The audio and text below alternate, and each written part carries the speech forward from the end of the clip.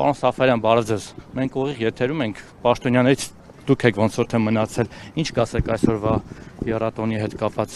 եւ արդյոք այսօր դեռ եռատոն է ձեզ համար թե միատոն է, ինչպես նշեց Արմեն Գրիգորյանը։ Հաղթանակի օրն է։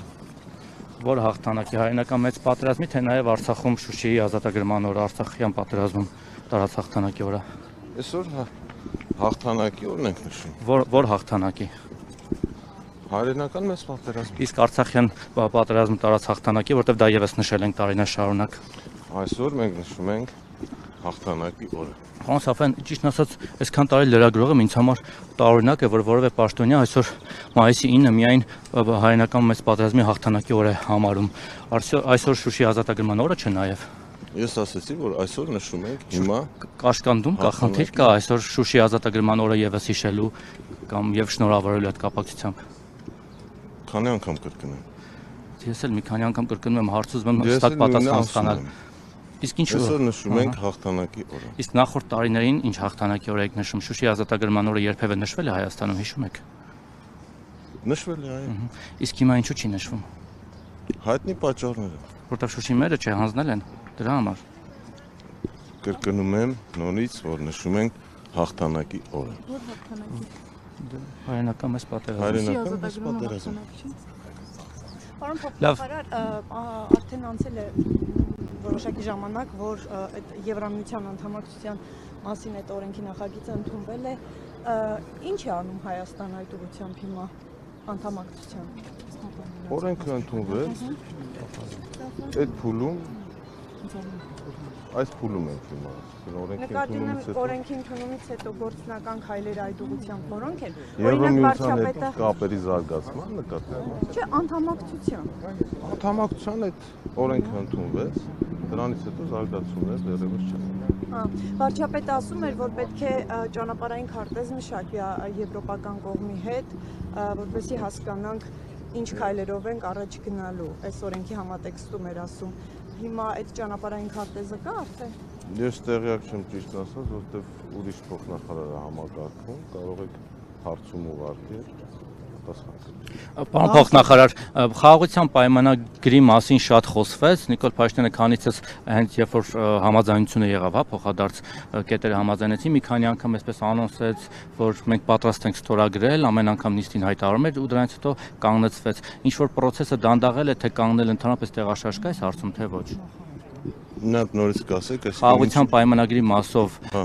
համաձայնեցվել է։ Համաձայնեցվելուց հետո ասում եմ Փաշինյանը մի քանի անգամ հայտարարեց, որ մենք պատրաստ ենք ստորագրել։ Ադրբեջանից որևէ արձագանք եղավ, թե չի եղել առհասարակ։ Եվ ինչու չկա։ Պատրաստակամության մասին չի եղել, չէ։ Իսկ ինչն է խանգարում ձեր գնահատմամբ, ինչն է խոչընդոտում, որ Ադրբեջանը եւս պատրաստական։ Տարբեր գործոններ կարող են լինել, բայց այս փուլում մենք իրենցից արձագանք չունենք։ Կարող ենք ենթադրել, որ Ադրբեջանը ամեն դեպքում ռազմական էսկալացիայի մտադրություն ունի, հաշվի առնելով նաեւ վերջին ամիսների պարբերական կրակոցները նրանց կողմից։ Դրան գնահատական դժվար է տալ, իսկ ենթադրել ամեն ինչ կարելի է, ասում եք կարելի է ենթադրել։ Այս պահին մենք այդպիսի ազդակներ չունենք։ Իսկ կրակոցները այդպիսի ազդակներ չեն էսկալացիայի հիմքը նախապատրաստելու անընդհատ իր կողմից նաև իրենց կողմից ճիշտ կլինի պաշտպանության նախարարությանը հարցնել։ Դիվանագիտական առումով, չգիտեմ, վերջին շփումները։ Մենք տեսանք, որ օդում կրակոցներ են եղել։ Երեք արդեն նաև հրախային են եղել։ Տները վնաս։ Պաշտպանության նախարարությանը հարցրեք, ինչ գնահատական կտա։ Հայաստանի կողմից դրանց հստակ արձագանք լինելու է կամ կոշտ արձագանք, որովհետև Ադրբեջանը մեզ կոշտ է միշտ արձագանքում, նաև սադրում է մեր չարածն է մեր վրա բարդում, իսկ մենք շատ մեղմ իրենց արածների վերաբերյալ։ Մենք շարունակում ենք խաղաղության օրակարգին հավատարիմ լինել եւ շարժվել այդ ուղղությամբ։ Պահանջներ է ներկայացնում, այս պահանջների հետ կապված Հայաստան ունի հստակ դիրքորոշում, որ այն երբևէ չի կարող քննարկվել մասնավորապես միջանցքի հետ կապված ադրբեջանցի վերադարձ եղել։ Չհասկացա, իսկ Ավելյալ պահանջներ են զուգահեռ։ Դրան այդ բոլոր հարցերին կոնկրետ պատասխաններ են տրվել։ Ես հիմա չեմ պատասխանում նորից նույն բանը մի քանի անգամ։ Որոշմանն է մնում եւ ոչինչ չի փոխվել։ Իհարկե։ Այսքան բացառում եք միջանցքի դրամատուրգը։ Իհարկե, քանի անգամ ասել ենք, այսինքն նորից նույն բանը հարցնելու ինչ իմաստ։ Իսկ ճանապարհ զարմանում, որովհետև այս իշխանությունը նաև ասում էր Արցախը Հայաստանը եւ վերջ, բայց տեսանք է։ ինչ եղավ։ Հիմա ձեր զարմանքը մեր մոտ հարցեր է առաջացնում, որտեղ մենք տեսել ենք ինչ են հայտարարել։ Ես նկատի ունեմ, որ դիրքորոշում հայտնվել է դրա հետ կապված անընդհատ։ Եվ դա փոփոխման Ոչ։ Իսկ որ փոխվի, որովհետև գործընկերս ճիշտ նկատեց։ Մենք շատ ենք տեսել փոփոխություններ կառավարության, նաև մի վարքյան շողության կառավարության կողմից։ Չկա դրա հետ։ Իսկ կարող է լինել հետո, որովհետև այս բան չկա։ Այս բանի միջանցք չենք տալիս։ Կարող է վաղը մյուս օրը Անընդհատ ենթադրություններից եք հարցնում այս։ մենք հիմնվում ենք նախորդ ցավալի փորձի հիման վրա, նախորդ տարիներին։ Այսպեսի բան չկա, այս փաստերից։ Այս բանի միջանց չենք տալիս։ Երևանը բարձրացված ընթացակարգերով երբ նշվում, այստեղ այսպես տարակարծություններ է առաջանում, ասում են սա հենց Ադրբեջանի ասածն է, որ անարգել պետք է իրենք այդպես երթևեկեն։ Ինչ կասեք այս առումով, բարձրացված ընթացակարգ։ Դրա վերաբերյալ դիրքորոշումներ եղել են, նորից կրկնեմ, հստակ ասվել է մեր դիրքորոշումը ապաշրջափակման վերաբերյալ։ Պարոն Սաֆարյան, վարչապետի աշխատակազմից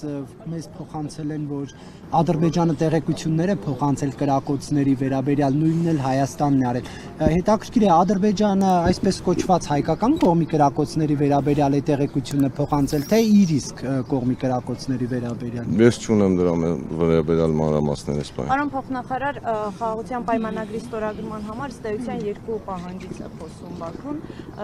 Մինսկի խմբի լուծարում եւ Սահմանադրության փոփոխություն։ Մի կարճ բան։ Հնարավոր է Մինսկի խմբի լուծարման շուրջ օրինակ պայմանավորվածություն գալ միջև խաղաղության։ Մենք պետք է միջոցառման մասնակցենք։